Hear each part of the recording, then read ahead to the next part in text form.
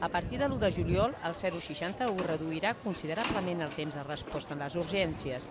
I és que a partir d'aquesta data, aquest servei es dedicarà en exclusiva a l'atenció urgent, mentre que els serveis programats d'ambulàncies els realitzarà una altra empresa.